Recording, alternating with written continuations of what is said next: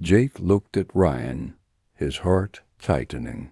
The room was silent except for the muffled sound of the fan in the corner and the creaking of the old wood in the house. The warm summer breeze did nothing to relieve the tension in the air. He sat in the chair, his fingers tightening around his coffee cup, thoughts crowding his mind. There, in the midst of the Texas calm, something was about to change forever. "Is everything okay, Jake?"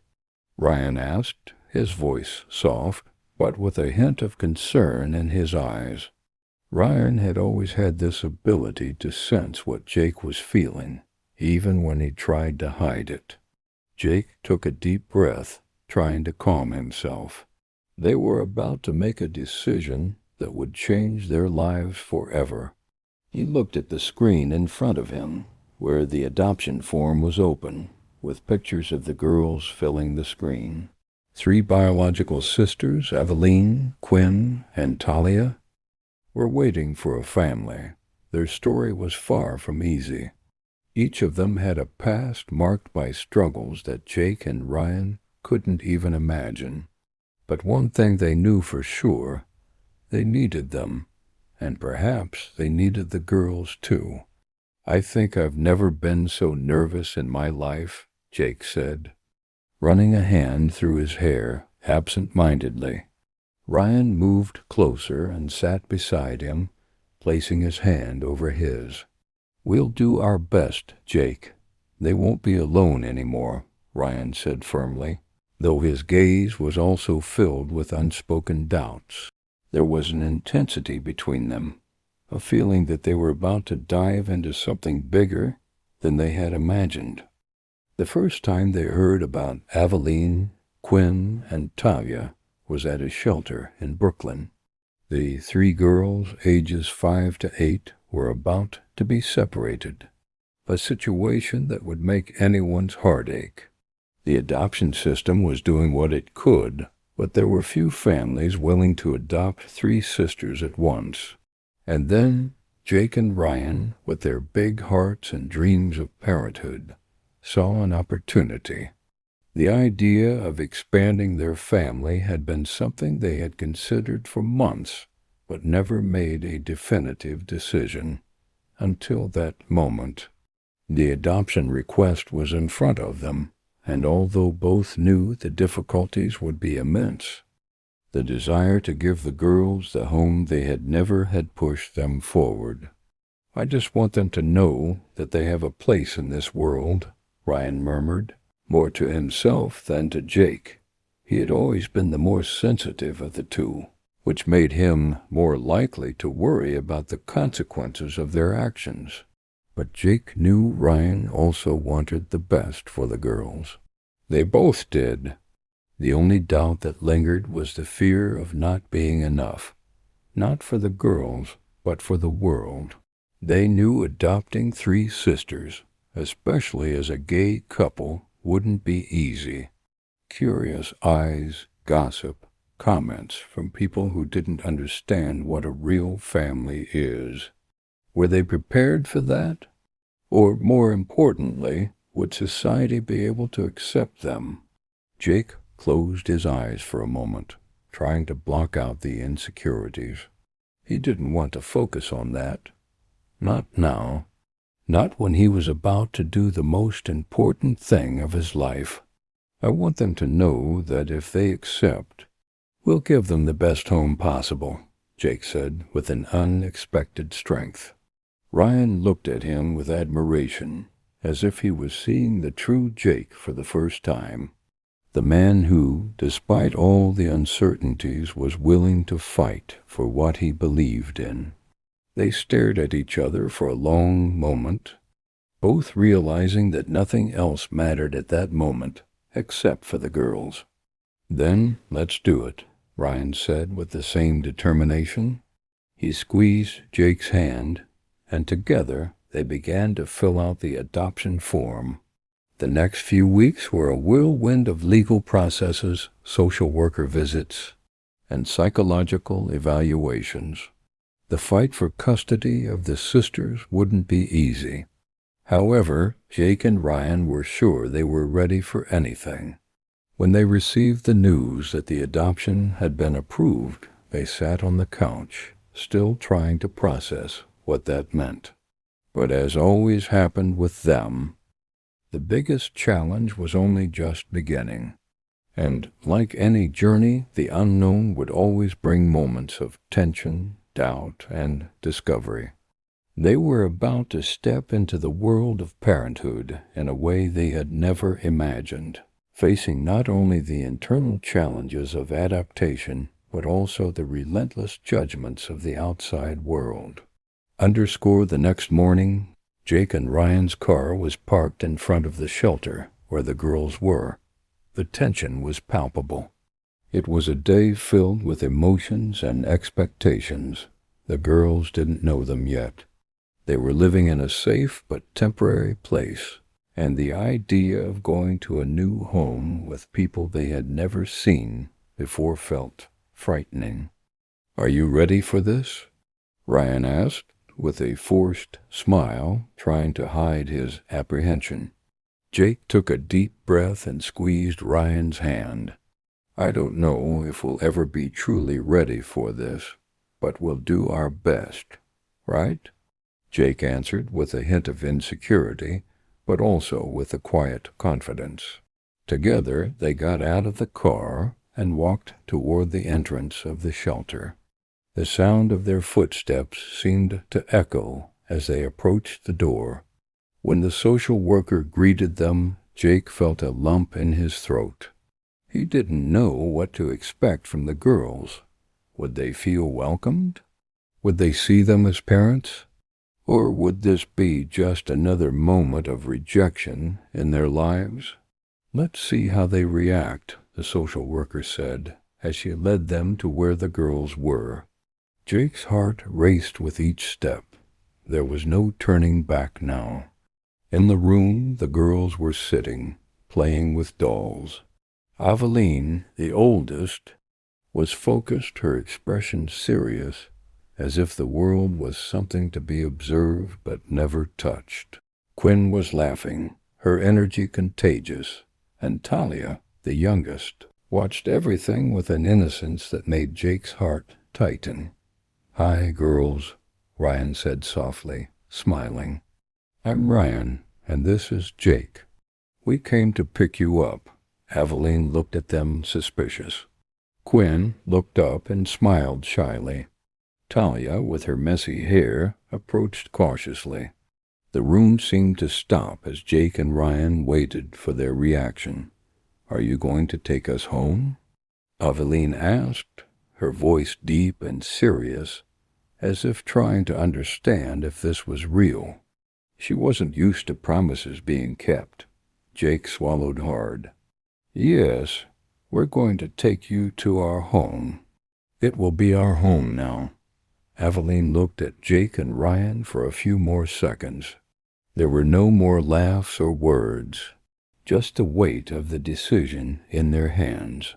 And at that moment, they knew. This was the beginning of everything. The silence hung in the room like a heavy cloud. Aveline, the oldest, looked directly into Jake and Ryan's eyes. Her expression was impenetrable, but something in her gaze revealed a mix of fear and hope. It was as if she was calculating whether the promise of a safe place would finally be kept, or if this was just another illusion destined to be broken.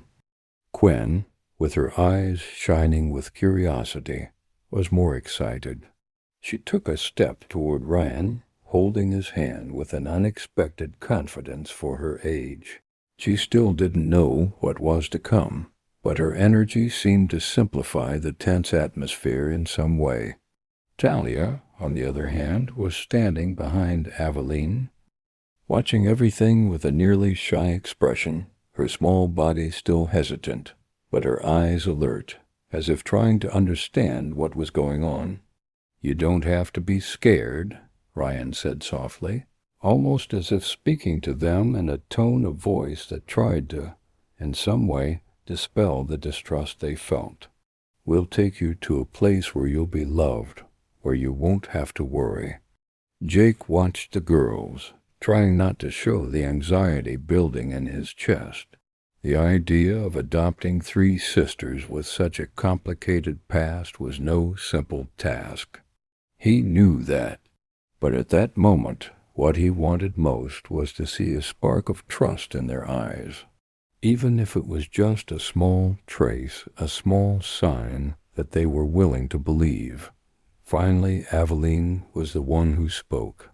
I don't know if I can trust you," she said, her voice firm, but not with the aggression Jake had imagined. "I'm not good at trusting people, me and my sisters. We've been through a lot."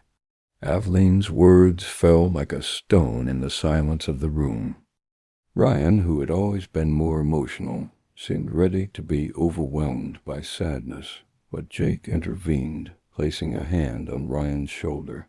"I understand, Aveline, but you don't have to trust us right away. We won't force anything. We just want to be an option for you, a home where you can be safe and where you can choose.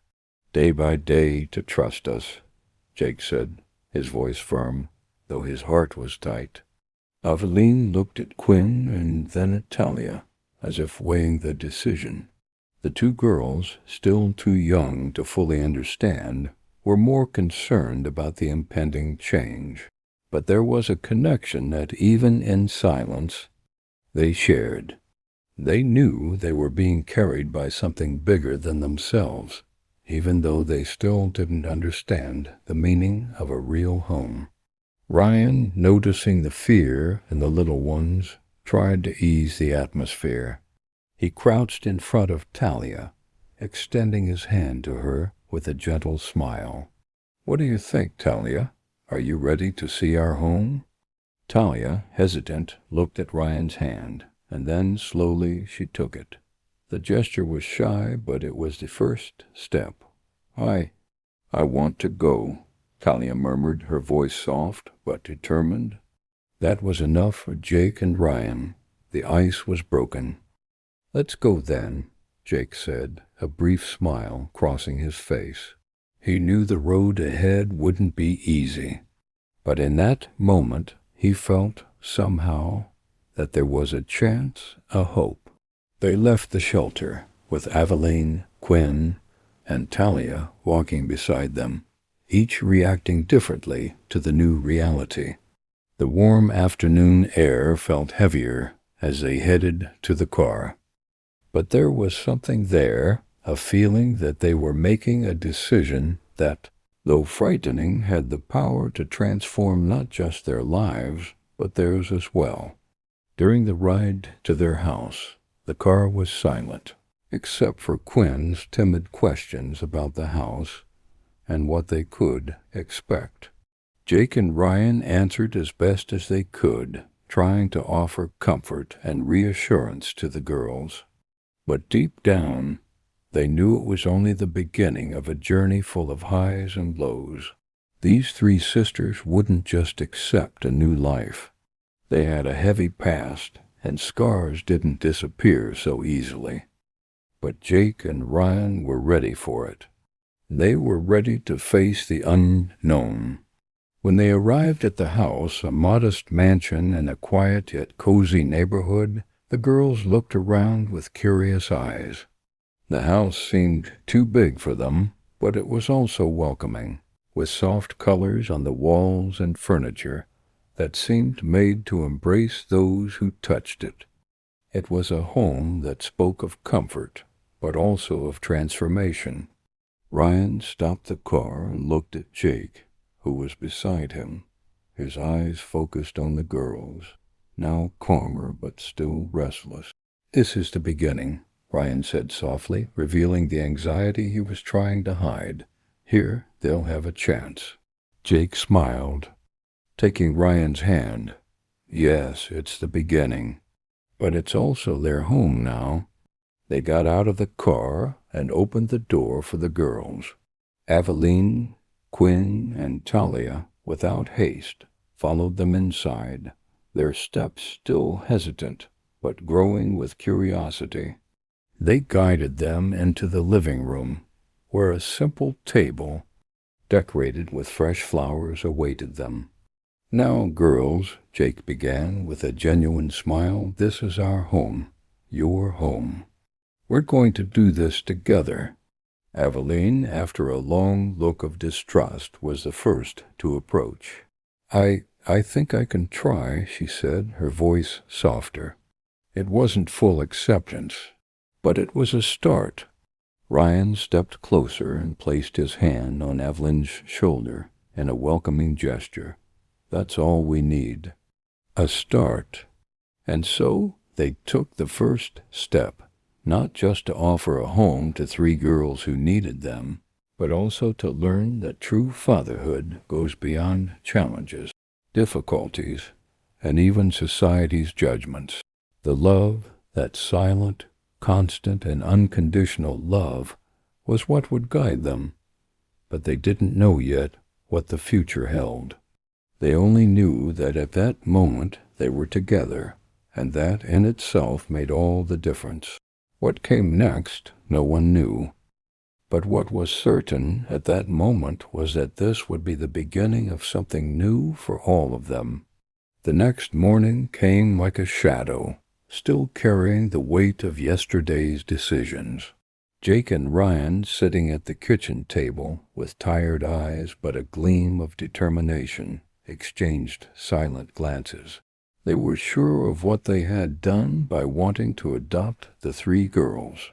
But the truth was that increasingly they felt the enormity of the responsibility in their hands.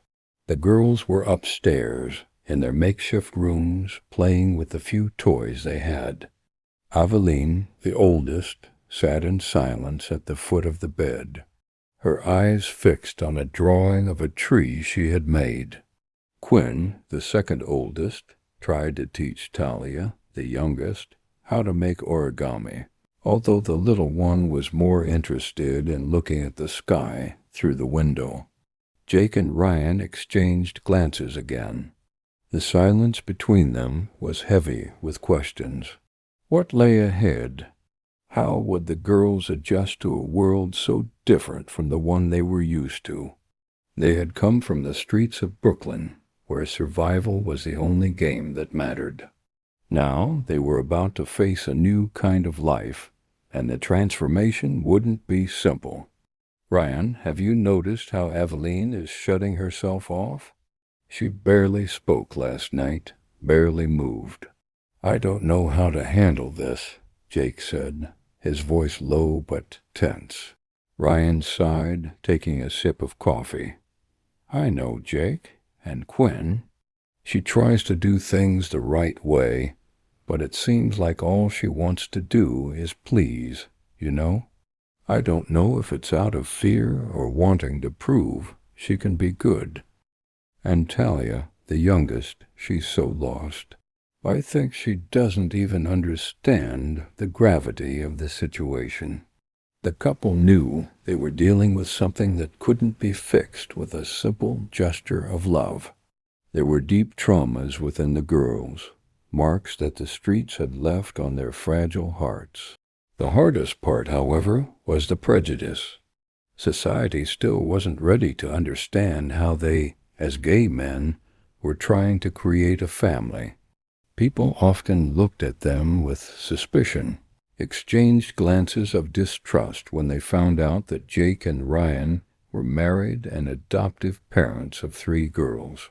They knew they were willing to fight for it, but it was a daily battle, and the situation outside the house only worsened when they faced bureaucracy.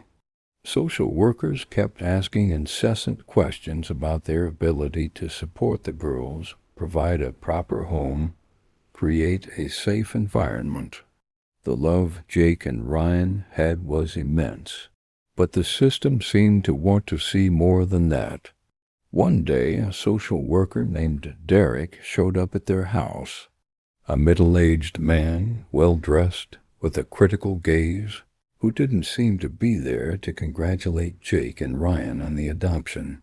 He seemed more interested in finding flaws. "How are the girls doing?" Derek asked. with an expression that suggested he already knew the answer, as if testing their patience. "Are they adjusting? I imagine your environment is a bit different from what they were used to." Jake felt a twinge of irritation, but Ryan, always more diplomatic, replied calmly, "They're adjusting. We know the transition isn't easy, but we're doing our best. It's not perfect, but we're trying." Derek frowned. "That's what everyone says. The question is, how long do you think this will last? I can't help but think about the challenges the girls will face when they go to school. The prejudice. It's hard for any child to adjust. And with their history, don't you think you're maybe creating a conflict for them by making such a hasty decision?" Jake couldn't hold his anger anymore. "Derek, I understand what you're saying, but what you don't understand is that these girls need a home, and this home is us. They don't deserve to be separated. No matter who's raising them, we're going to give everything we have to make them feel safe and loved, but we can't control what the world thinks. What matters is what they feel here." Ryan placed his hand over Jake's, feeling the warmth of his husband's frustration, but also knowing it was important to stay calm. They couldn't give Derek a reason to criticize them. "I think deep down what we're saying is that we want to be treated the same way any other couple would be. We're creating a family. A real family." Derek, for a moment, looked them up and down, perhaps expecting to see more insecurity, more fear. But instead he saw only firm determination in Jake and Ryan's eyes. He sighed, and after a long silence, simply wrote something in his notebook and stood up. "I'll give my opinion on the situation, but I'll be honest, you have a hard road ahead. Society won't accept this so easily." When he left through the door, Jake and Ryan looked at each other exhausted, but with a silent understanding that only those who truly love can feel. The fight would be tough, but they were prepared. After all, they had already faced their own challenges to be together. The biggest obstacle, however, was still to come. The moment when the girls began to understand what it really meant to be adopted. When the pain of their losses started to show, when the scars of their past came to light, Jake and Ryan knew that the true test of fatherhood would begin then. The morning continued in silence, but Jake and Ryan knew they were at the beginning of a journey that would change their lives forever. And for that, they needed to be stronger than ever. As the silence took over the house, tension hung in the air. Jake and Ryan found themselves at the table once more, but now with a much greater concern. It was hard to see the girls so quiet, especially Aveline, who had always been the most outgoing of the three. It seemed as if she had closed herself off. Quinn and Talia, on the other hand, still appeared to be absorbing the new environment, adjusting little by little, but the weight of past memories seemed to be accumulating more and more. That day, Jake had scheduled an appointment with the child therapist, something Ryan believed was essential for the girls to start dealing with the scars of their past. The challenges would be immense. They knew the traumas wouldn't disappear overnight. Aveline, being the oldest, carried a heavier emotional load, and her words, or lack thereof, spoke volumes more than any silence could convey. I'm trying, Jake," Ryan said, staring at the empty coffee cup on the table. He felt an increasing pressure on his chest, as if he were carrying the weight of the world on his shoulders. "But I feel so lost. Aveline doesn't want to talk about anything. Quinn is constantly trying to be the perfect girl, and Talia." Talia doesn't know what to think. Jake shook his head, trying to see the situation more clearly. I know, I feel it, too. But Eveline, she's lost so much, Ryan. She's lost trust in people. She's lost her childhood. All she has is the fear that we'll leave her too. I know what she feels. She still thinks we're here out of pity, that we'll just disappear when she gets attached to us. The pain that echoed in Jake's words made the atmosphere heavier, more intense. It was as though the words were shaping the reality around them. Ryan took a deep breath, trying to calm himself. I thought it would be easier, Jake, when we decided to do this. We didn't imagine it would be so complicated, that the challenge would be more about who we are than who they are, Ryan said, standing up and beginning to pace the room, as if trying to dissipate the frustration that consumed him. Jake, with his usual calm demeanor, walked over to the window and looked out at the garden. The girls were outside now, playing with the few toys they had brought from the foster home. The scene appeared peaceful, but Jake knew it didn't reflect what was happening inside them. He could feel the weight they were carrying. As the two reflected, a last-minute phone call interrupted their thoughts. It was from the hospital. Ryan? The voice on the other end of the line belonged to one of the social workers working with the adoption agency. We have some updates about the girl's case. I think you need to hear this. The tone of the woman's voice wasn't encouraging. They exchanged worried glances, trying to understand what could be happening. We were expecting good news, Ryan said, his voice slightly tense. It's not exactly bad, but the girl's situation is being reconsidered, the social worker explained, as if carefully choosing her words. You're going to need a more in-depth evaluation. There are concerns about your ability to provide the necessary support for their adjustment. It seems there's external pressure, a movement to re-evaluate the adoption. Jake swallowed hard, a sense of desperation beginning to form. The feeling that everything they had built so far might be undone was there, so palpable it was hard to breathe. But that doesn't make sense. The girls are safe here. They're being well taken care of, Jake said, his voice almost breaking. Ryan, at his side, pressed his lips together, trying to stay calm.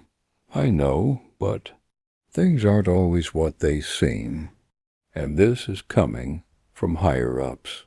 They're concerned about their well-being, but also about your stability. What are you doing to help the girls adjust to their new life? How are you handling their traumas? This process needs to be documented. The call ended, and Jake and Ryan sat in silence, processing the social worker's words.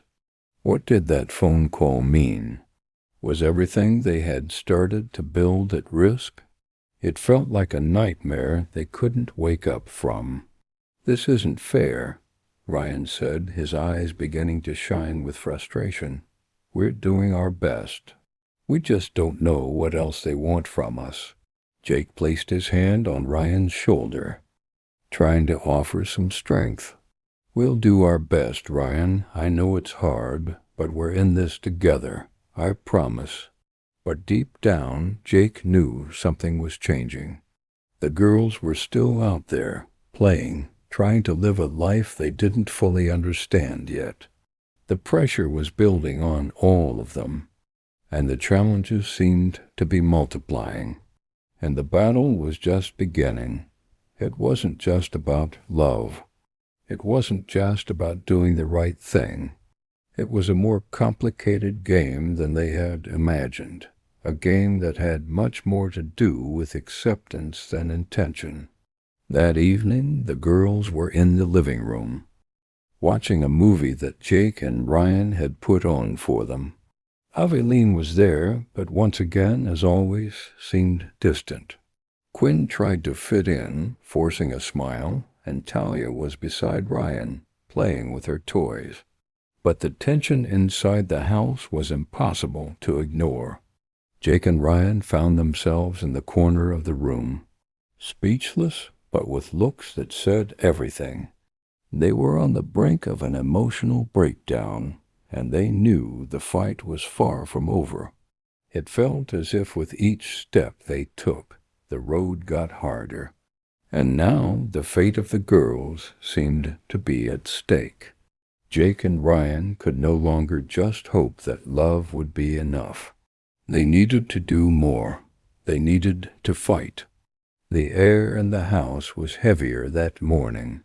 Jake and Ryan had spent the night awake discussing possible solutions and twists. The pressure was growing, not just on the two of them, but on the girls, who were beginning to realize that something was wrong. Aveline, who had kept to herself before, now seemed more restless, as if the weight of everything happening was finally catching up with her. Their situation was about to get even harder than before, but Jake and Ryan couldn't let that bring them down. The phone rang early. Jake answered, but he already knew it wasn't good news. It was the social worker, sounding more tense than usual. "We need to talk in person," she said, her voice strained. That "we need to talk" was the kind of phrase that made Jake feel like things could spiral out of control at any moment. They were about to face a new obstacle, something they weren't prepared to handle. Ryan didn't want to show more concern than he already had, but the look he exchanged with Jake left no room for doubt. Something was about to happen. The meeting was scheduled for the afternoon. In the meantime, the two tried to keep the routine. They tried to be the parents the girls needed, but Aveline's distance was only growing. Every attempt to reach out seemed rejected, as if the girl had decided to protect herself from any more loss. Quinn, on the other hand, stayed close, but with a tired expression in her eyes. Talia was still the youngest, and her ability to adapt seemed more flexible, though her understanding of what was going on was still very limited. On the way to the social worker's office, Jake and Ryan's car was filled with a heavy silence. Neither of them knew what to expect from that meeting.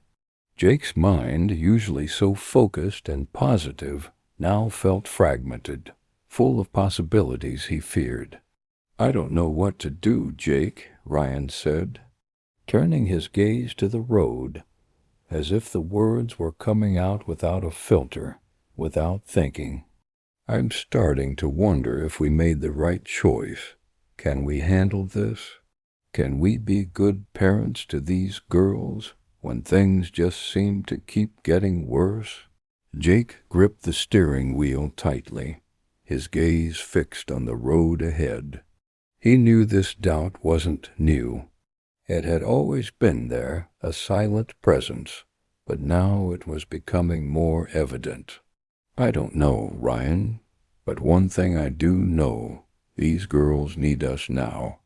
They need to know that no matter how out of control everything is, we're not going to abandon them." Those words carried a weight that made the car feel heavier. They were driving down a quiet street, but the sense of being on the edge of an abyss was undeniable. Arriving at the office, the atmosphere was colder than expected. The social worker, Karen, greeted them with a forced smile. She was visibly uncomfortable, and her posture showed a concern Jake and Ryan couldn't ignore. "Please sit," Karen said, motioning to the chairs in front of the desk. "We have a lot to discuss." Jake and Ryan sat down, their eyes fixed on her, trying to understand what was going on. Karen wasted no time and got straight to the point. "There is a situation concerning the girls' well-being. We need to evaluate their adjustment to the new environment more thoroughly. There have been growing concerns about how the adoption was handled, and particularly their reaction to the new home.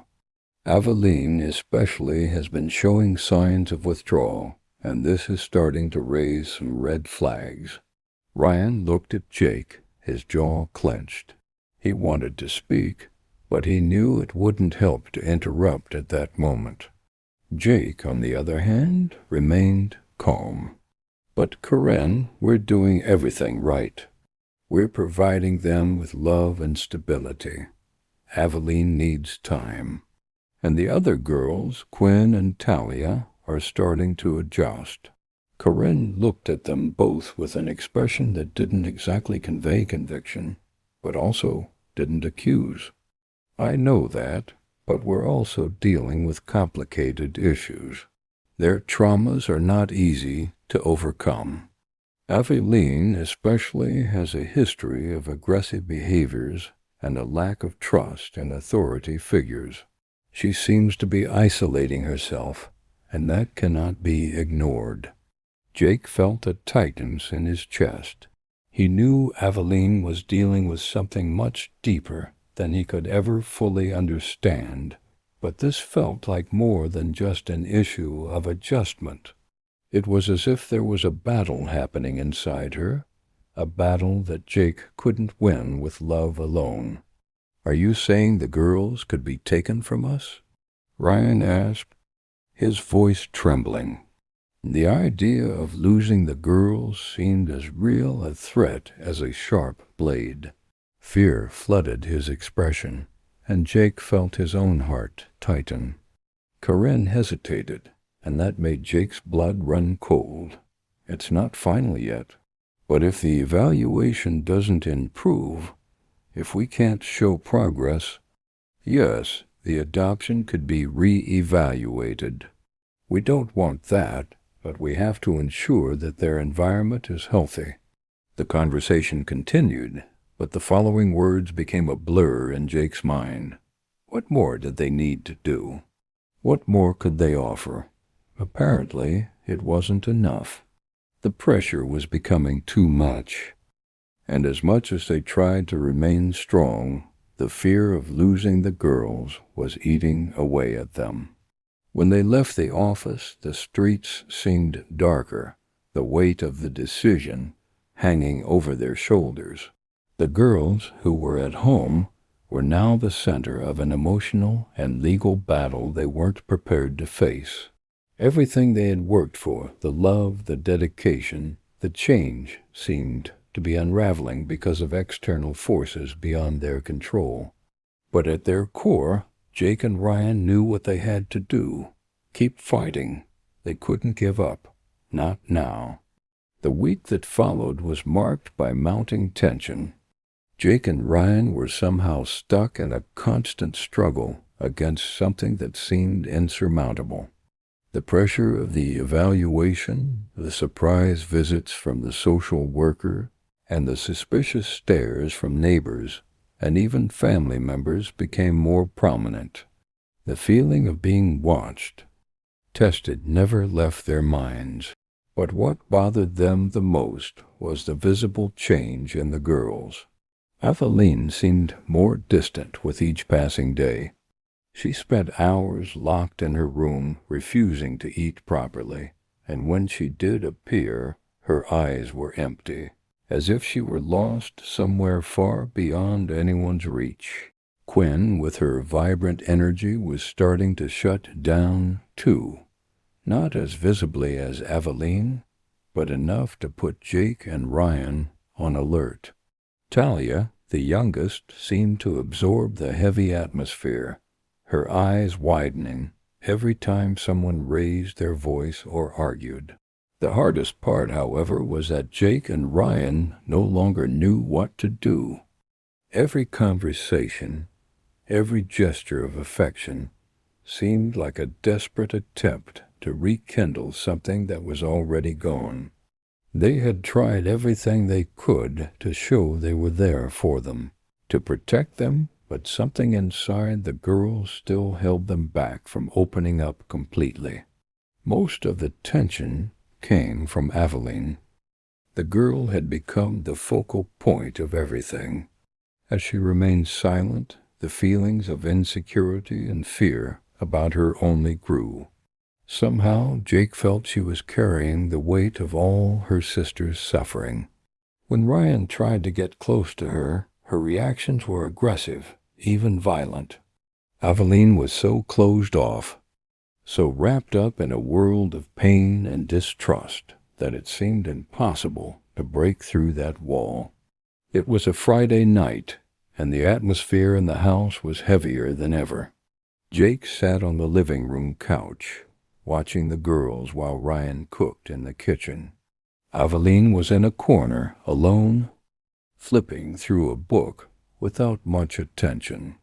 Quinn and Talia were playing with toys on the carpet, but their joy seemed forced. The silence was palpable. It was then that Aveline suddenly stood up. Without a word, she left the room and walked up the stairs to her room. Ryan, hearing the noise, followed her. Jake stayed on the couch, his eyes fixed on the stairs, feeling that something big was about to happen. The silence was broken when the door to Aveline's room slammed shut.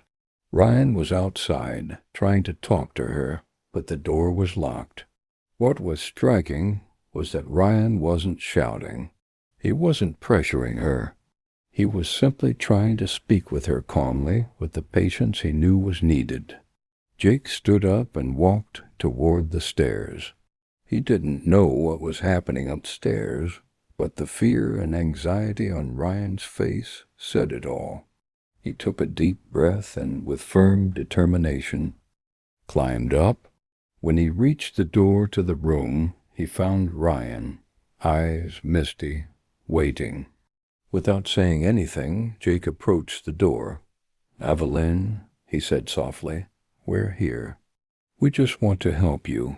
You don't have to be alone." The silence inside the room was deafening. They stayed like that for several minutes, waiting when finally the door slowly opened. Aveline appeared, her eyes full of tears, but also of anger. "Why do you insist?" she asked. Her voice cracked. "It's pointless. Nothing will change. I can't trust you." Ryan took a deep breath, his eyes filled with pain. "Aveline, we're not trying to replace you. We know it's been hard for you, but we're here to be your family, to support you, no matter what happens." Aveline looked at him with an expression of disbelief. "Family? What kind of family are you? I've already lost everything. I don't care anymore." Jake took a step forward, another attempt to reach that piece of Aveline that was still there. "I know you're scared, Aveline. I know you're tired of losing everything, but we're not going to let you go. Not like this." Aveline looked at both of them, her gaze piercing, as if trying to decipher them, trying to figure out if they could really be trusted. Then, in a quieter voice, she spoke. "You don't know what it's like to lose a family." Those words hit Jake and Ryan like a punch to the stomach. Aveline was talking about something they couldn't fully comprehend. The pain she felt wasn't something they could fix with simple words or gestures. There was something deep and dark inside her, something that needed to be treated with more than love and affection. The silence stretched for a few minutes, and then, without more words, Aveline stepped away from the door. Jake and Ryan stood there, not knowing what to do next, just watching as she walked away. Their hearts were heavy, but one thing was clear. The fight was far from over. The sun was setting over the small town where Jake and Ryan had decided to build their family.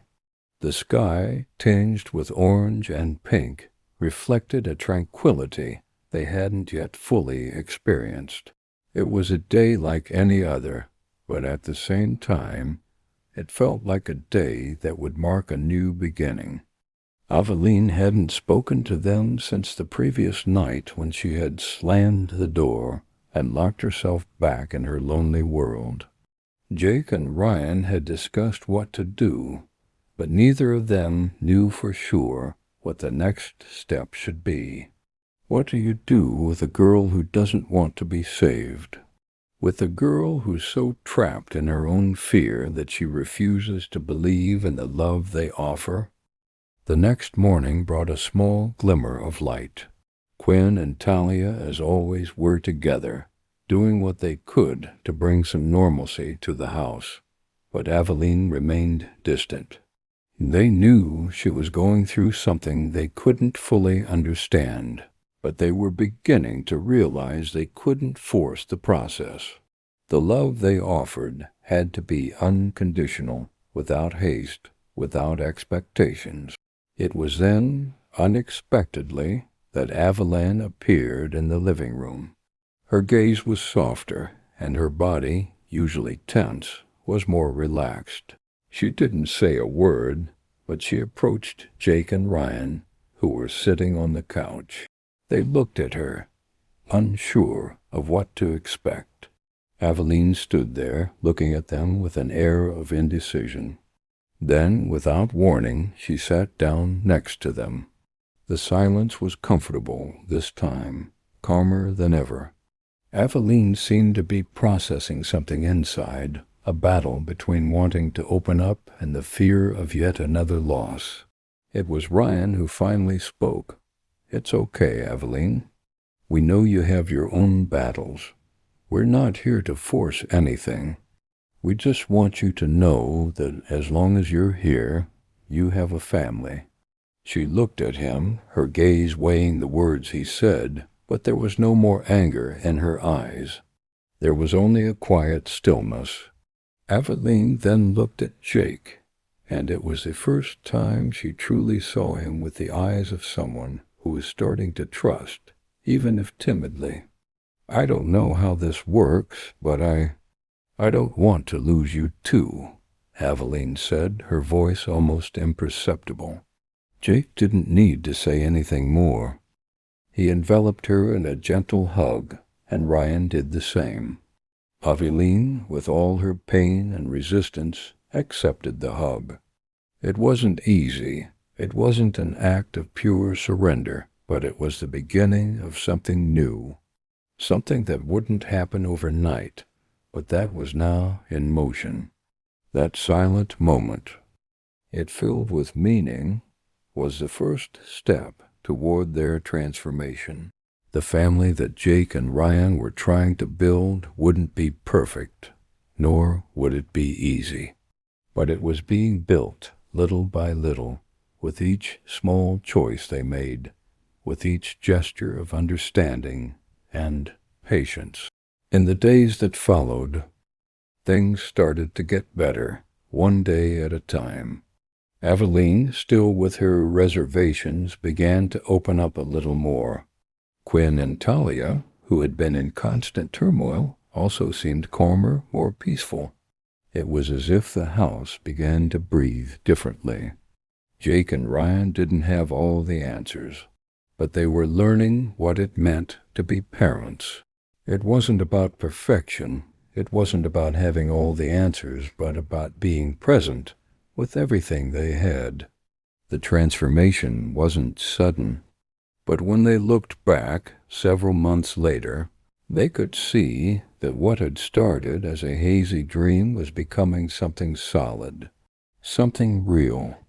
The change wasn't in the big gestures, but in the small ones, in patience, in constant love, and above all, in acceptance. It was a Sunday morning, and the house was filled with laughter. Aveline, now with a true smile, was playing in the yard with Quinn and Talia. Ryan was in the kitchen, making breakfast, while Jake watched from the window. They were together, all in the same place, a family, and there were no more doubts about it. "What do you think, love?" Ryan said, entering the room and approaching Jake. "Are we doing okay?" Jake smiled, his eyes shining with a sense of accomplishment that he still couldn't completely understand. "I think so. I think we're finally doing okay." They hugged, and in that embrace was the future they had dreamed of. The future of a family who, despite all the difficulties, had found its strength in unconditional love and unity.